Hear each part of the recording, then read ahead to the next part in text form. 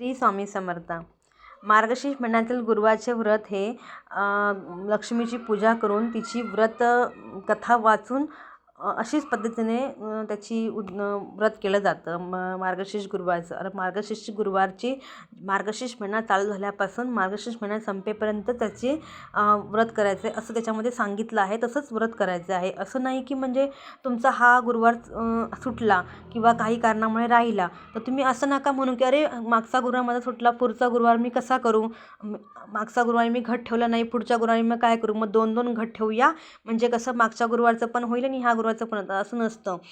ज्या गुरुवारची तुम्हाला नाही मिळाला त्या गुरुवारी तुम्ही उपवास करा. असाच उपवास करा तुम्ही. देवाला तुमचं म्हणणं, देवाला तुमची चिंता, देवाला तुमची काळजी, देवाला तुमची पूजा आपोआपच पोचते. असं नाही आहे की तुम्ही 2 गट ठेवलात म्हणजे देवाला माझी प्रार्थना पोचली, असं नसतं. हे चुकीचं आहे.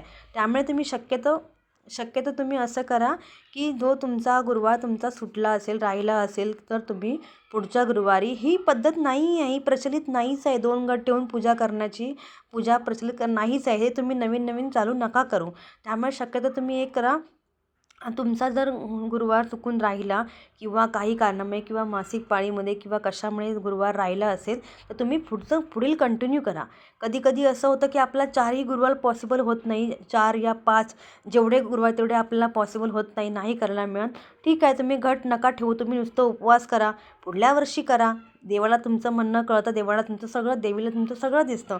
असं नाही आहे की मला म्हणजे 4 गुरुवार माझे 2 गुरुवार माझे मिस झालेत मग मी पुढचे 2 गुरुवार करू का, नाही, काही व्हॅल्यूच नाही आहे ना. पौष महिना लागला, पौष महिन्यामध्ये तुम्ही कसं उद्यापन करा, देवीचं उद्यापन गुरुवारचं, महालक्ष्मीच्या गुरुवारचं देवीचं उद्यापन आहे ते गुरुवारीच व्हायला पाहिजे, मार्गशीर्ष महिन्यातच व्हायला पाहिजे, मार्गशीर्षच्याच गुरुवारी व्हायला पाहिजे, पौष महिन्याच्या गुरुवारी नाही मिळालं तर सोडून द्या, पुढच्या नेक्स्ट इयरला करा, पुढच्या टायमाला करा, पण असं कधी करू नका.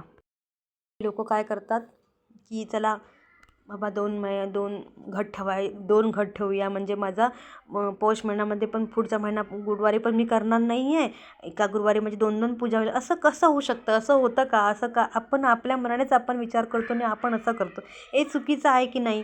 त्यामुळे असं करू नका, नवीन पद्धत प्रचलितमध्ये आणू नका, असं नाही होऊ शकत. त्यामुळे तुम्ही शक्यतो एका गुरुवारची एकच घट आहे तो नियमितपणे 4 या 5 गुरुवार येतील त्या गुरुवारी ठेवा आणि नंतरच त्याचे उद्यापन त्या विशिष्ट पद्धतीने करा.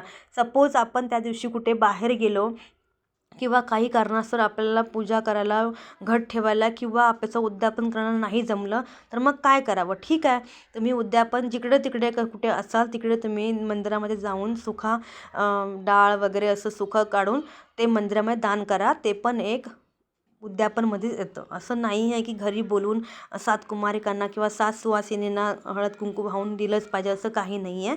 अशा पद्धतीने पण तुम्ही करू शकता. पण सांगायचं म्हणजे काय, 2 घट ठेवून पूजा करू नये हे असं काहीही नसतं.